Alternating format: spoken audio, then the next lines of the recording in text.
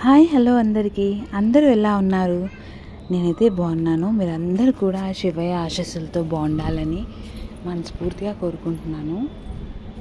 నేనైతే ఈరోజు మార్నింగే ఇంట్లో పూజ అయితే కంప్లీట్ చేసేసుకున్నాను అనమాట. శివయ్యకి సుబ్రహ్మణ్య స్వామికి కూడా అభిషేకం చేసుకున్నాను. సో పూజ అయిపోయిన తర్వాత అయితే నేనైతే శివాలయానికి వెళ్ళాను అనమాట. ఎందుకు అనంటే నేను మా హస్బెండ్ అయితే 42 days ప్రదోష పూజ చేసుకున్నాము. శివాలయానికి 42 days కూడా ప్రదోషం టైంలో వెళ్ళే వాళ్ళము.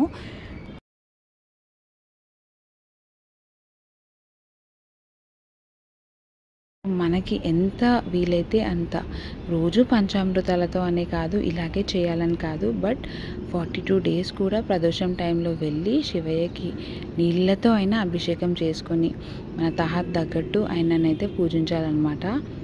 సో చాగంటి గారు చెప్పినట్టు శివాలయానికి వెళ్ళి 3 ప్రదక్షిణలు చేసుకొని మన మనసులో ఏ కోరిక కోరుకోకుండా అక్కడ ఆయన దగ్గర ఒక 5 నిమిషాలు కూర్చొని శివ శివ శివ అంటే చాలు కదా. ఆ శివయ్యకి మనం చెప్పాల్సిన అవసరం కూడా లేదు. మనకి ఏం కావాలో ఆయనకు తెలుసు అన్నమాట.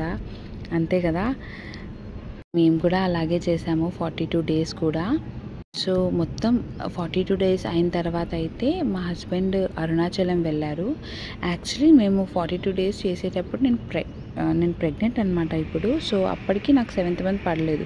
సో పంతుల్ని అడిగితే 7th month పడే కన్నా ముందే వెళ్ళొచ్చు ఇలా 42 days అని అయితే అన్నారు. సో అడిగి అలా 7th month పడే కంటే ముందే నేను ఈ 42 days అయితే కంప్లీట్ చేసుకున్నాను.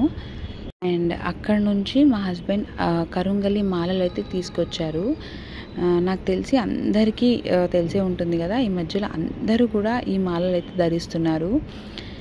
బికాస్ వేసుకుంటే చాలా మంచి జరుగుతుందని అయితే అందరూ అంటున్నారు కదా.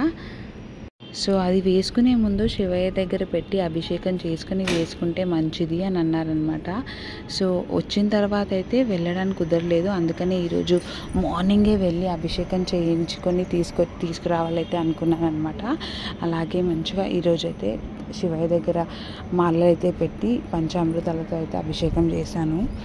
ఈ గుళ్ళో ఏంటంటే మనం మంచిగా మన చేతులతో శివయ్యకైతే అభిషేకం చేయొచ్చు. ఎవ్వరు కూడా ఏమీ అనరనమాట.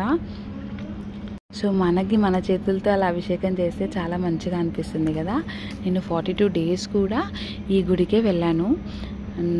ఆ పూజ డీటెయిల్స్ అవన్నీ కావాలన్నా నా ప్రీవియస్ వీడియోస్లో మీరు చూడొచ్చు అనమాట. పూజ అయిపోయాక అయితే మేమే ఆరతి కూడా ఇచ్చేసామన్నమాట మా చేతులతో. ఈ గుడి కూడా చాలా బాగుంటుంది. ఇక్కడైతే రాధాకృష్ణులు ఉన్నారు.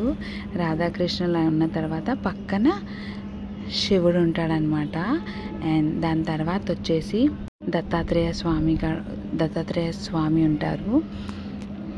అండ్ పక్కన వచ్చేసి హనుమంతుడు ఉంటాడనమాట. అండ్ ఈ ఎంట్రన్స్లో అయితే మనకి జంటనాగుల విగ్రహాలు అయితే చాలా కనిపిస్తాయి. సుబ్రహ్మణ్య స్వామి కదా, వీడియోలో చూపిస్తున్నట్టు ఉంటుందన్నమాట. వీడియో నచ్చితే లైక్ చేసేయండి.